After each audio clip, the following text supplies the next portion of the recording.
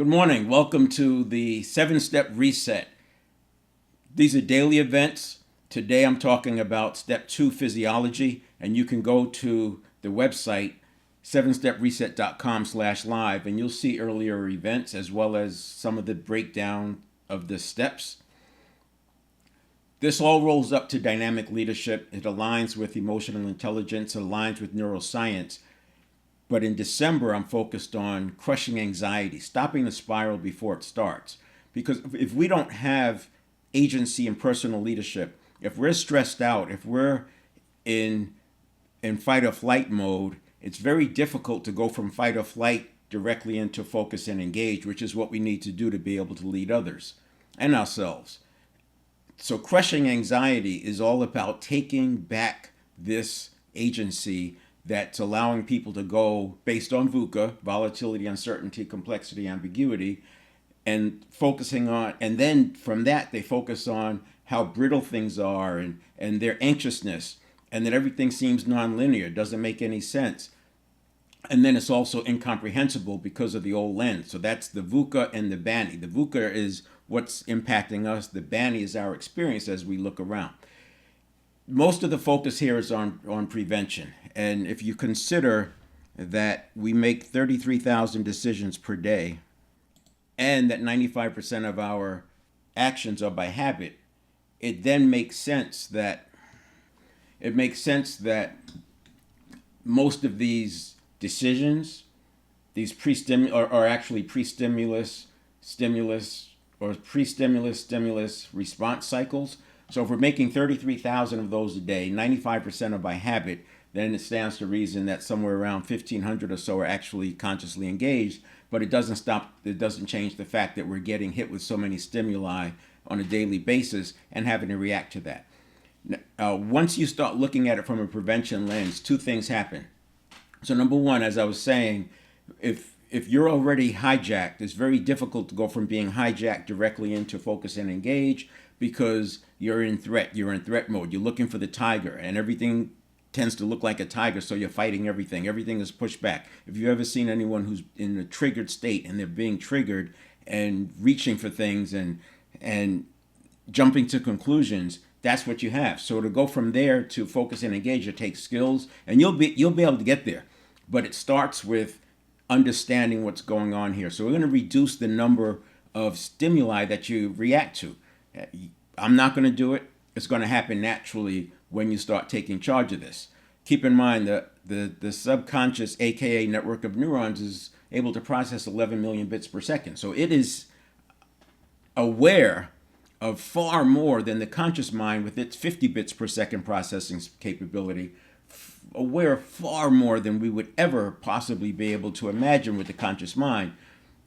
And that's 11 million bits per second, every single second. Now, you don't see most of those. They tell us that somewhere around 10,000 ad stimuli come across our awareness every day. I can't tell you 10 ads that came across my awareness yesterday, but that's because the subconscious is filtering them out. And this is why headlines work. When that headline speaks to the conversation going on in your head, then it picks it up. This is very similar to when people say, before they bought their car, there were no silver models around, and now after they bought their car, there's a silver model on every corner, it seems.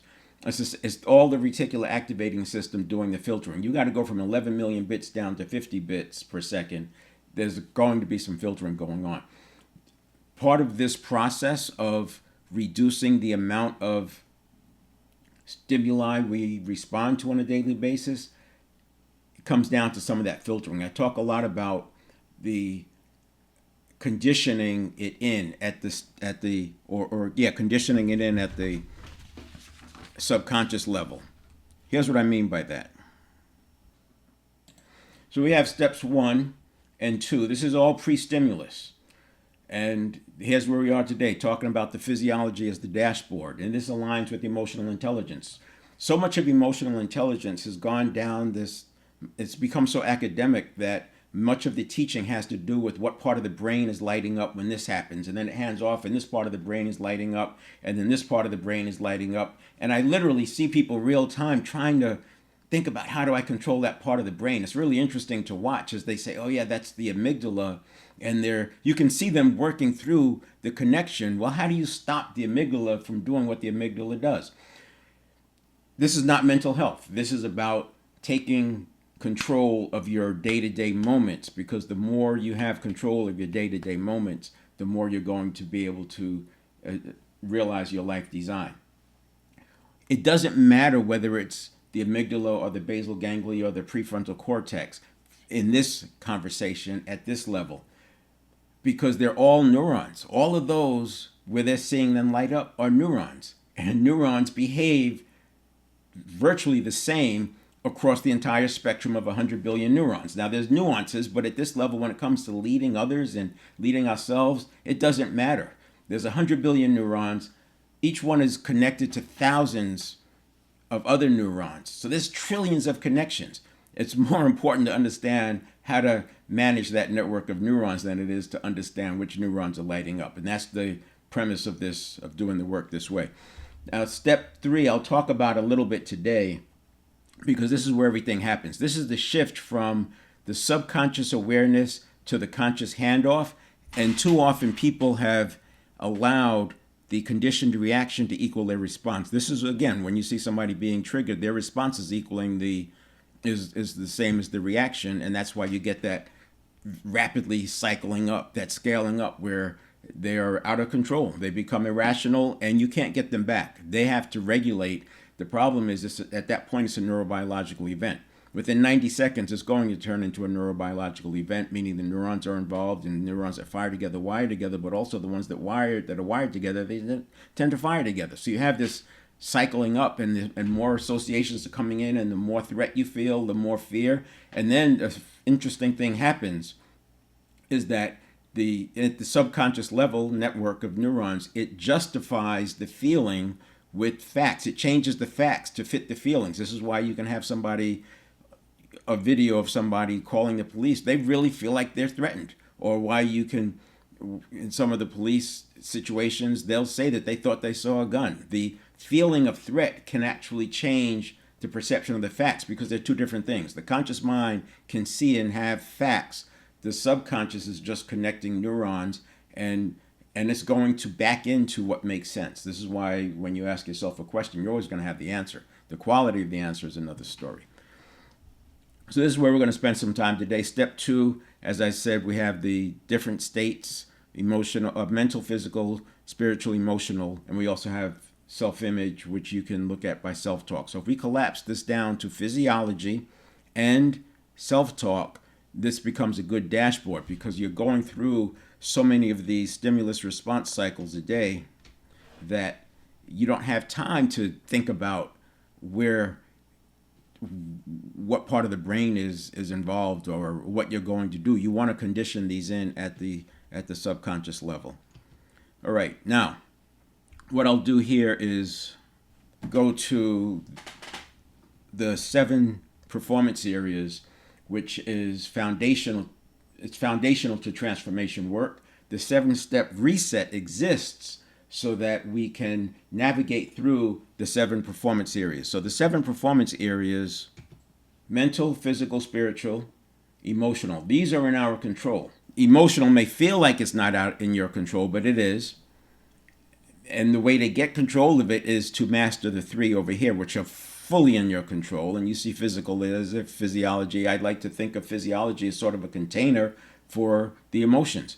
And depending on your physiology, you're already priming yourself for what emotions you're going to experience for a given situation. This is why it may feel like emotional is not in your control, because once it starts happening, again, we're at the 11 million bits per second processing speed. You're not going to be able to rein it back in. It's off and running. And then relationship, professional, financial are out of our control, or at least somewhat, because they involve other people. You can't have a relationship without somebody else being involved. Professional, there's a buyer for a seller, and every seller there's a buyer.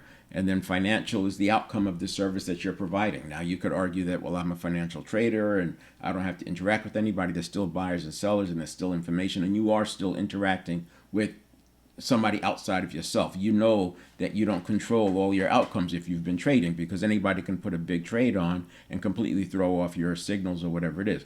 So this part is out of our control. Too often people jump to this over here and they get disappointed. They don't achieve what they're looking for because they haven't created the identity. They haven't reestablished their identity for what's needed to be able to have that outcome.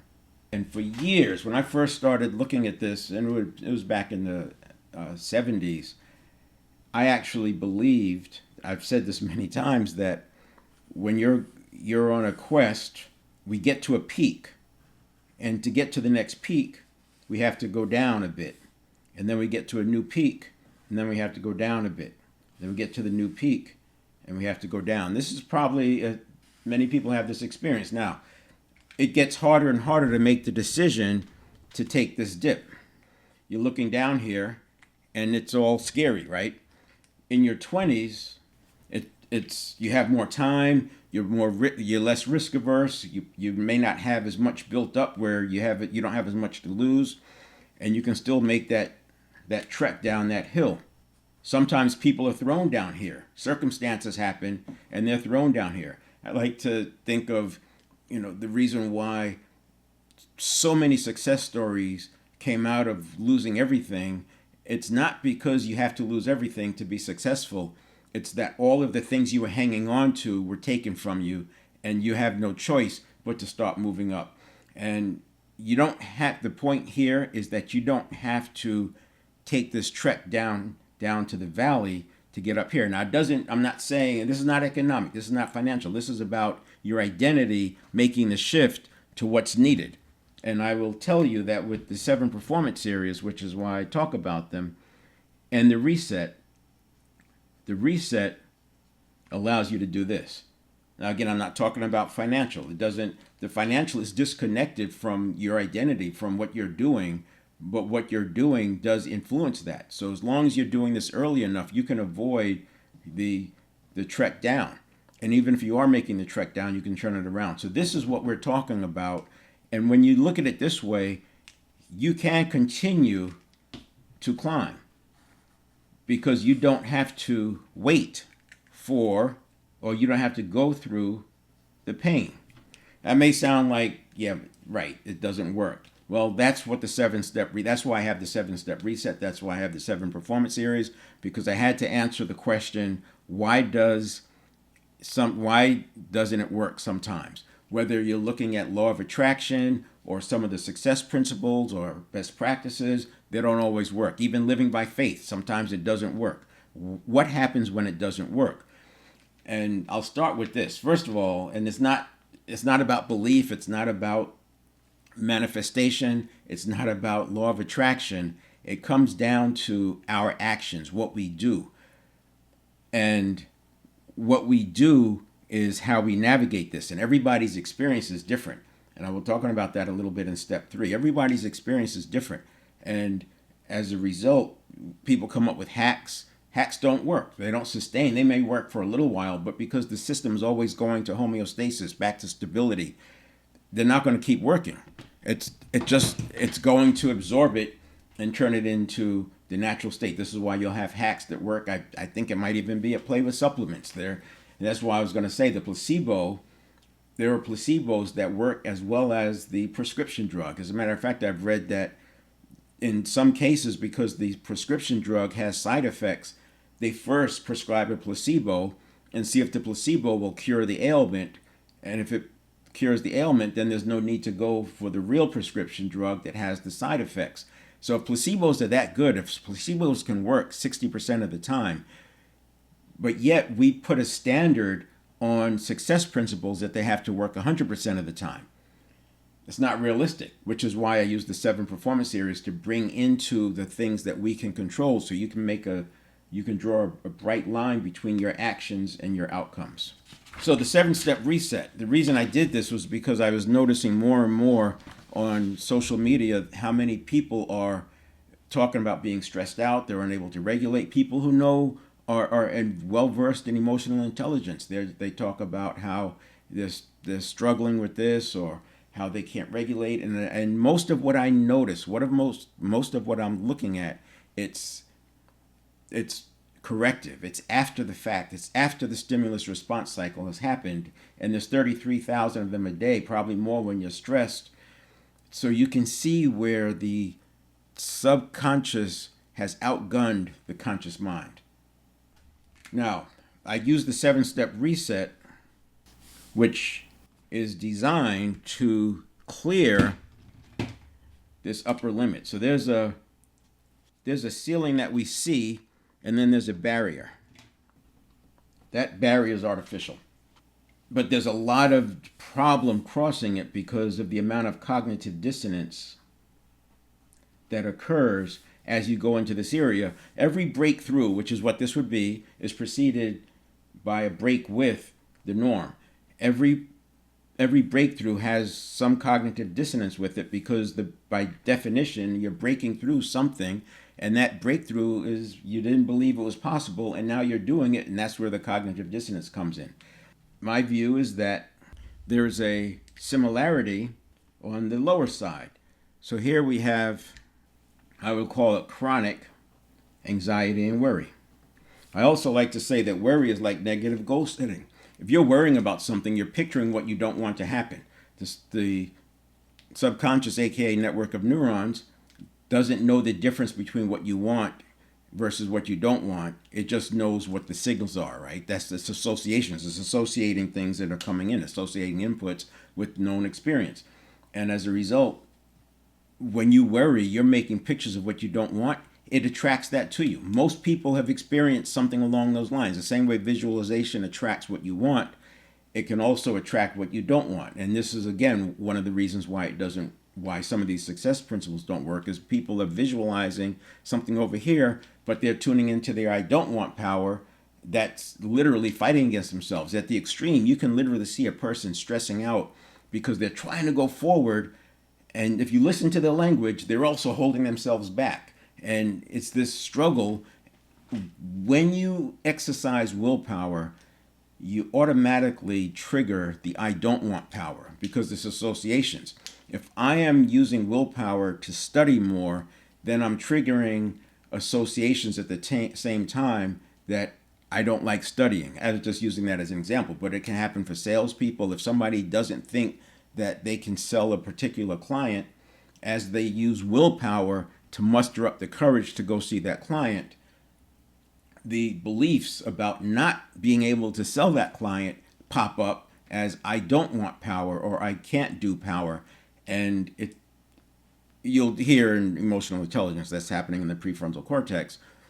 And while I don't want to focus on where it's happening, I will say the prefrontal cortex didn't exist it was there, but it wasn't fully developed until age 27. So from 19 to 27, the prefrontal cortex is developing, which is why you probably in your 20s and certainly in your teens, you didn't experience this I don't want power tension. It's something that you experience in your 30s, and it's one of the reasons I say that it makes it harder to change habits.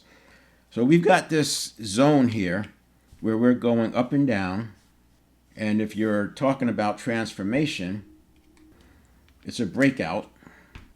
But if you're talking about an anxiety spiral, it's more like a breakdown.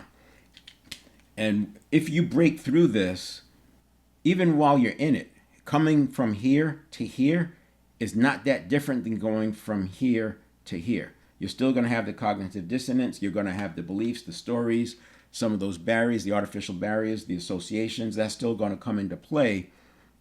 Maybe less so because up here it's all unfamiliar. This breakthrough is very, very significant when it comes to the cognitive dissonance because this is all unfamiliar up here. Whereas down here, you've been here before, so you have visual, you have hooks to hang your ideas and goals onto. If you drop below this, then now you're down here where you don't want to be, and you have to break through. We've seen that happen. People are making it, everything's working well, they lose everything, and they just can't get back up. Or even if they don't lose everything, it's just a major setback. It's this.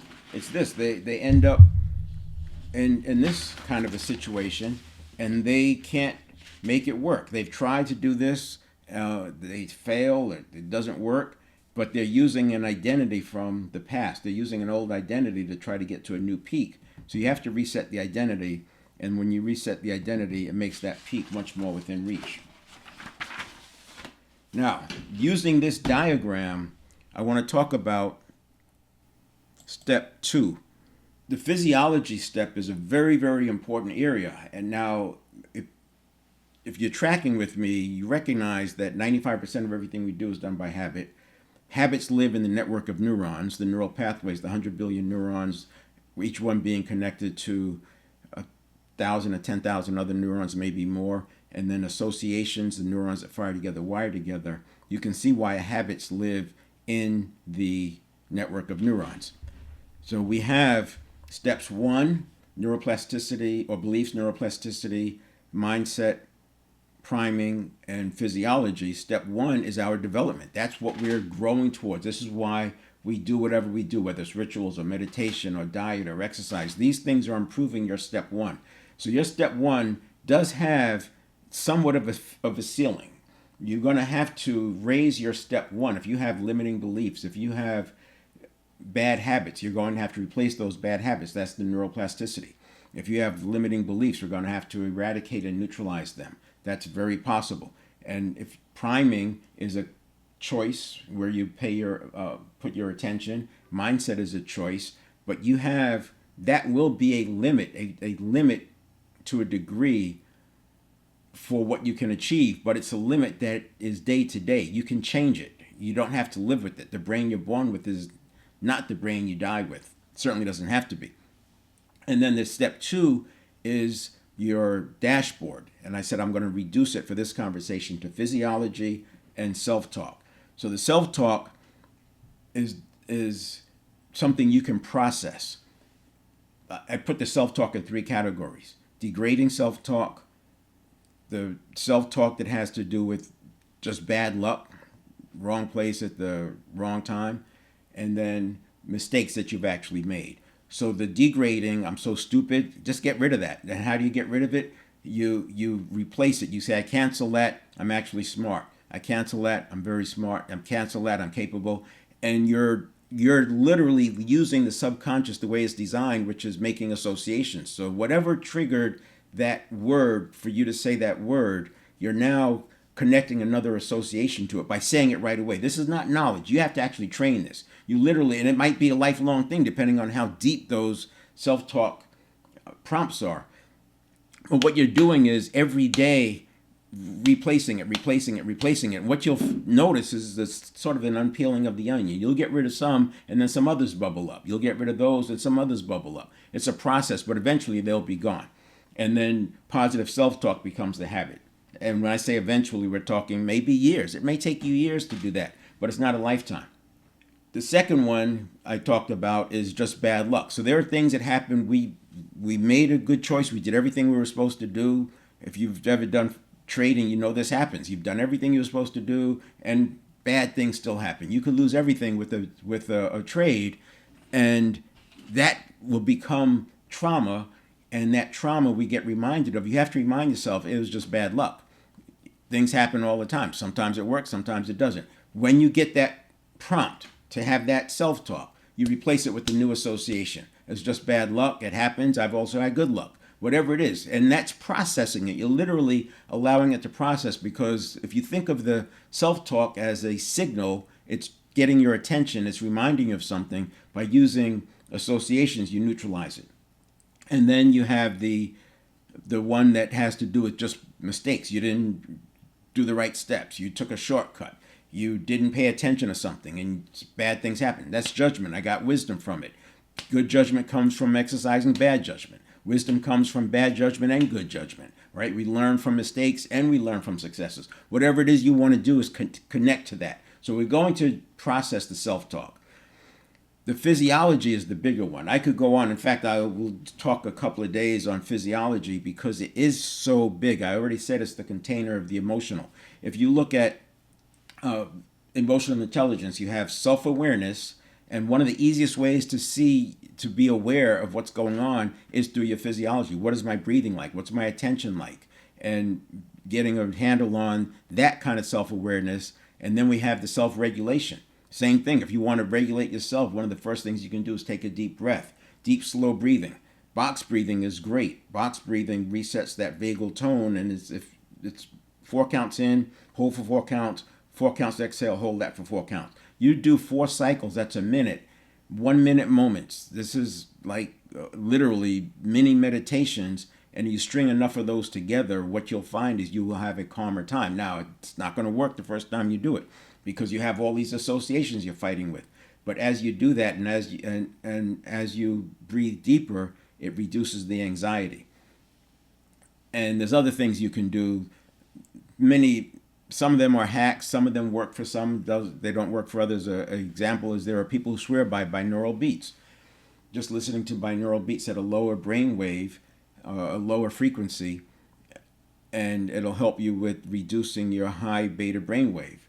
And it may work for you, it may not. Watching a kaleidoscope, there's another one. People swear by that. Some it works for, some it doesn't, because these things are interacting with your own personal experience, and that's where it changes. Your lived experience may or may not work with some of these other things, but there are some that work across the board, like visualization. Visualization works because you're literally pre-associating. You're making associations in the network of neurons. The problem is you also have to have the mindset that says you can do it, and you have to be willing to take action. Just visualizing and not taking action, you're not going to get the result. So there are factors, and this is where you interacting with somebody, you can see what those limits are. I'm going to, and then on emotional intelligence, we also have the social awareness. So I said self-awareness, self-regulation, and then social awareness. It's observing the physiology in other people. You can see, once you get this, you can see well before the triggering happens that they are already primed to be triggered. And as a leader, that's where you back off, you redirect, you contextualize, you change the topic, because once they get triggered, it's likely going to be a neurobiological event. Chemicals are being released. You've got the cortisol going in. You got the adrenaline, and now you have these chemicals in the body, the chemical cocktail running for potentially hours, and you're trying to have a rational conversation with somebody that you triggered because you kept going down a path that their physiology was telling you that this is high risk, I'm unsafe, I'm scared, I'm freaking out. And that's where you would stop.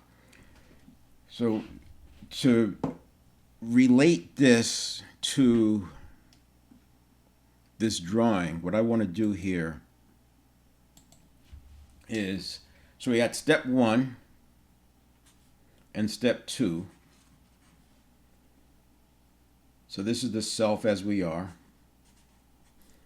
and I'll call this our state. Then we have step 3, and then we have step 4 is the response.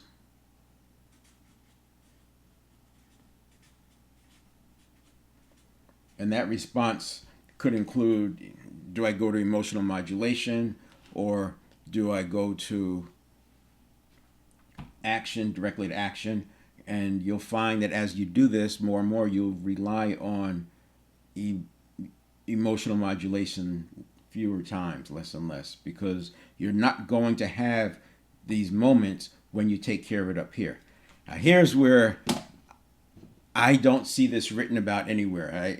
Atomic Habits comes close because he talks about the cue as the stimulus and then the response, and he talks about so many of the books get really close to this, but because they often twist themselves into knots trying to call this a subconscious mind. I will not call it a subconscious mind. It's not a mind. It's a network of neurons, and thinking from the conscious mind is very different than what's going on in the network of neurons, which is associations. Thinking, I can think about the future, I can create, I can relate the unrelated. The network of neurons is all about association, so it's living a past experience for the most part. I say for the most part because you can visualize and create associations, but it's still more like the past is something you figured out, whereas the mind can look at something brand new and come up with a new solution on the fly because the thinking mind is that good. If you don't have the thinking mind engaged and you're letting your reaction equal your response, then you end up with using old associations, and this is why we get more of what we don't want, and our tomorrows are like yesterdays.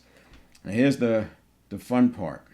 So if you have and I'm going to call this 1 second, 1,000 milliseconds. The first step, I can tell you that standalone, I've never seen this expressed. But it's what's happening with allostasis and homeostasis. So the central nervous system is attempting to predict what kind of demands are coming. And when it's wrong and it underestimates, it throws in more neurotransmitter. When it overestimates, it reduces the neurotransmitter because the brain is always working on being efficient. So this predictive state, this actually has a name. It's called the 4 period. I think a new name will come up for that, but 4 period. And I don't call it prestimulus because I call this whole thing prestimulus. But this 4 period, it's about 100 milliseconds. And there's not a lot of research in the area yet because, scientists want to have to get peer reviewed, etc. And so you have to get enough experiments going. And how do you measure that 100 million seconds? It's like to try to recreate those experiences that has so much to do with the person's physiology. There's so many variables up here. There's priming. All this stuff is going on.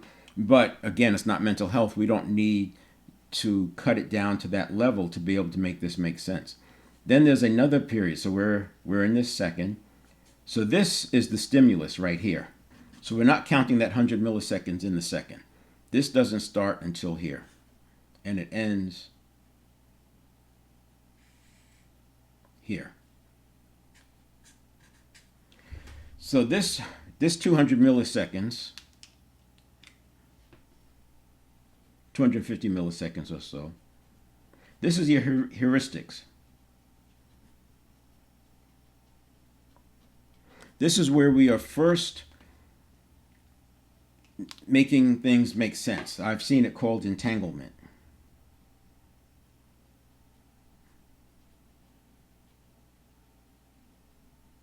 But I would say, if you think about cognitive biases and all that, that's coming into play here. The heuristics are mental shortcuts. The subconscious, during that reaction time, it's not just sitting around waiting. I've had the stimulus, now I'm just going to wait for a quarter second, and then I'm going to engage. This is what's going on in the meantime. It's the past experience, the associations, the 11 million bits per second, figuring things out. What does all this mean? I say it makes more sense when you think about it from a hunter-gatherer standpoint, is that they were always having to figure out what the threats were, and that's what's going on. Remember, neuroscience is just in its infancy. If you think about us being alive 10,000 years ago, and you see data that goes into the hundreds of thousands of years, even million years, but just take 10,000 years, we're just, in the last couple of hundred years, mobile like we are. Last half a decade, half a century, computers, and we've only had computers in the homes, 35, 40 years ago, and now it's in our hand, in our pocket. So this evolution is very, very steep that's going on, this part of the evolution. But the system, the master system, was still, most of that 10,000 years is based on hunter-gatherer, so you can see why that works. And then we have another 250 milliseconds.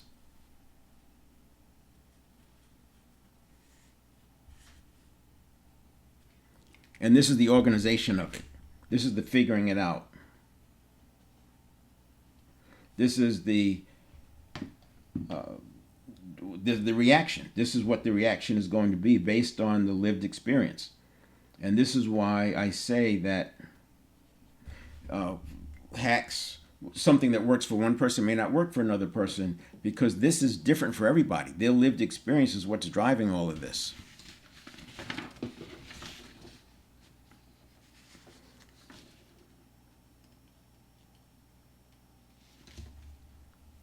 There's another word, they call this the wave function, but it's getting into the quantum physics, but just think about this as consolidation.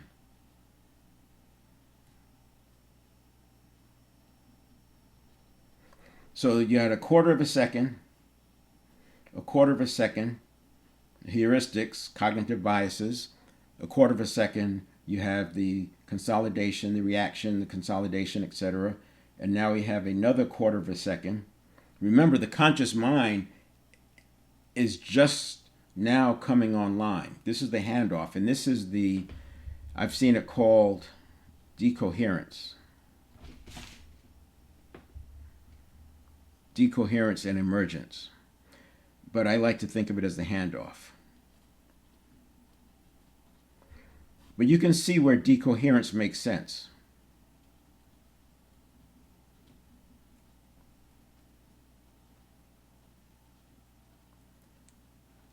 I say that because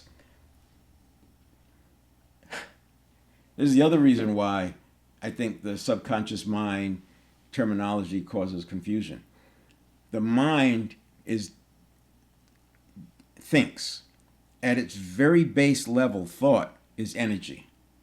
Energy is what's going through the network of neurons. So this energy going through the network of neurons, and it doesn't matter if it's the amygdala or the basal ganglia or the hippocampus. It's neurons behave. That's why I said let's not focus on that. Let's focus on how do neurons behave.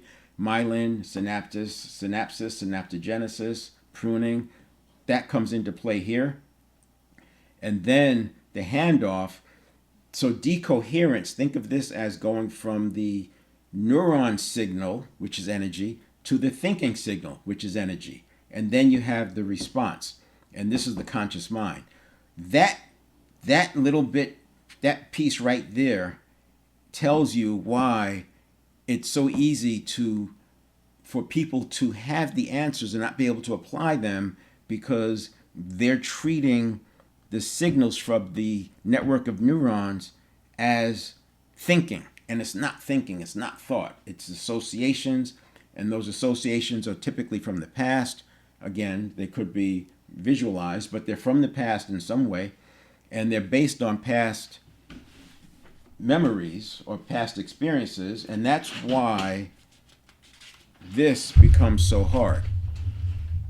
That's why this becomes so difficult, because if you don't reset your identity, it's very difficult to go here, because your only choices lead you to go down here, and when you lose enough, drop enough off, you can then come back up. But you don't have to take the down trek to do this. You can let things go. This is leaving first base to get to second, but doing it consciously. This is letting go of some of the I don't want powers. You have some I don't want power, some things that you just said you're never going to do, and they caused you to thrive in your 20s and 30s, and now you're still hanging on to those things. Maybe you said that I don't want to sell. That worked in your 20s and 30s, but now in this world, you're going to have to sell, and the things you want are important enough to you that you're willing to back off on that I don't want to sell. And that's, again, back to that image of that's the reset of the identity. Tomorrow I'll cover the signals, the physiological signals. I wanted to get this set up, and I'll use the same diagram tomorrow. I wanted to get this set up because the physiological signals, both that you can see yourself as well as what other people can see, is so critical to managing this. You have 1 second to resolve this. And the last thing I'll say about this point, if I take that drawing and I move it to this next page. So remember, we have the pre, and in the pre, there's a prediction going on. Is this good? Is this bad? And then with the heuristics, we have this prediction going on. Is this good? Is this bad? And then the reaction. Now, at the end of this, what we're going to have is either the brain is always wanting to go to stability. And I would call that stability, I'm not going to call it, the name of that stability is homeostasis. So the brain is predicting what kind of demands are coming. Based on what comes, it's going to either add more neurotransmitter for the future or reduce it because it wants us to survive. And this is that idea you get when you're struggling to get through something and it's fighting you, it's trying to stay at homeostasis, and you break through, and then it seems like all of a sudden all this serendipity happens. You have this new power, this newfound strength, because those same neurons that were the same associations that were trying to keep you from going forward are now there to help you. And then we have allostasis. This is stability on an upward trajectory. Stability on an upward trajectory. This is stability on a status quo. And this is called allostatic load, overload. So when we talk about the difficulty of breaking out, this is homeostasis, wanting to keep things as they are, stability here.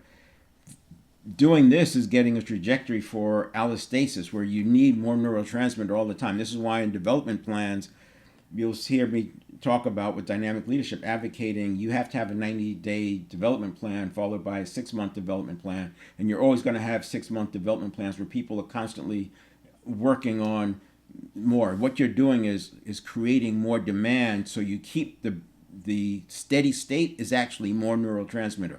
It's actually getting ready for a stable upward trajectory. You can see this in long hikers, through hikers, people who are hiking, weeks and months at a time, right, on the whole coast, Mexico to Canada, whatever it is.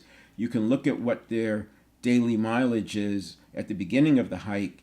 60, 90 days later, it can be double or triple that. And they're doing it with seemingly no more effort. It's just that the brain is adjusted, because remember, muscle contraction is not just muscle. There's two parts of it. There's the muscle and there's the signal.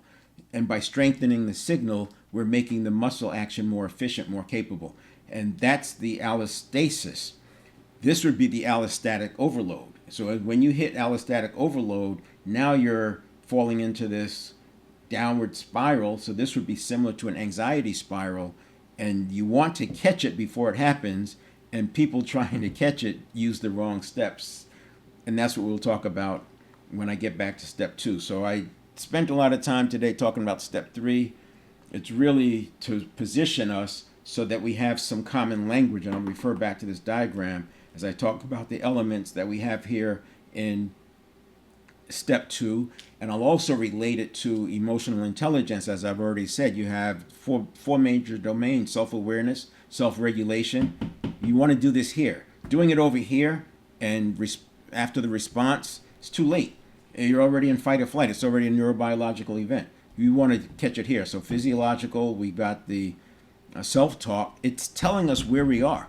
And you have the ability to regulate it here. Because we're making 33,000 decisions a day or 33,000 stimulus response cycles a day, you don't have time to lollygag around this thing. You've got to catch it early. So that's part of what we are doing here, is constantly being aware of it and modulating. The good news is it gets easier and easier as you do this. And we're talking measured in weeks, maybe months, not years. You can reset your identity in 90 days. Guaranteed. You can reset your identity in 90 days. You still have to make the choice to do the new behaviors, and that's up to you. I can't dictate to you how important your quest is and whether or not it's going to make you get out of bed on a bad day of a bad week. That's on you, but we can certainly reset the identity in 90 days. With that, I'm going to leave it there. Come back to you tomorrow. See if there's anybody who wants to come online. I didn't put that in here, but here is you can use that link to come online, and we can talk about any of this or past things. I'm talking about the 7-step reset. I'll be talking about the 7-step reset for the next few months, but December is coming from below the line, crushing anxiety. January is going to be self-mastery, and self-mastery is where we are governing ourselves, the agency, personal leadership, and being able to read ourselves and adjust. And that's necessary before you can lead others. And in February, I'll be talking about leading others, and I call that one-to-one. While we have spans of control of 6, 8, 10, you're leading people one-to-one 6, 7, 8, 9, 10 times, the way I look at it. You still have to lead on an individual level. Your biggest changes come on one-to-one meetings, not group settings when you're talking to your team.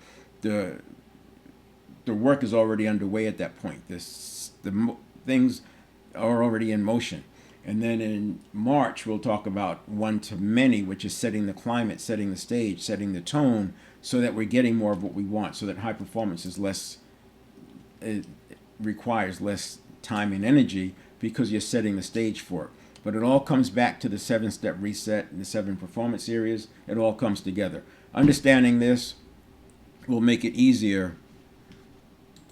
All right, to understanding what I have on the drawing there with the how the actual stimulus response, the conditioned reaction happens, will make it make more sense. And if you consider that you're making the shift from the network of neuron signals to a conscious thinking signal, and one of the things I've often said is that one of the first things I do with the 7 performance areas is to make sure that people can distinguish between the conscious thinking versus the subconscious. You've got to be able to separate what's coming from my network of neurons as signals and associations versus what's coming from my real thinking. And then that way, once you have that discernment, it makes the rest of it start to get easier.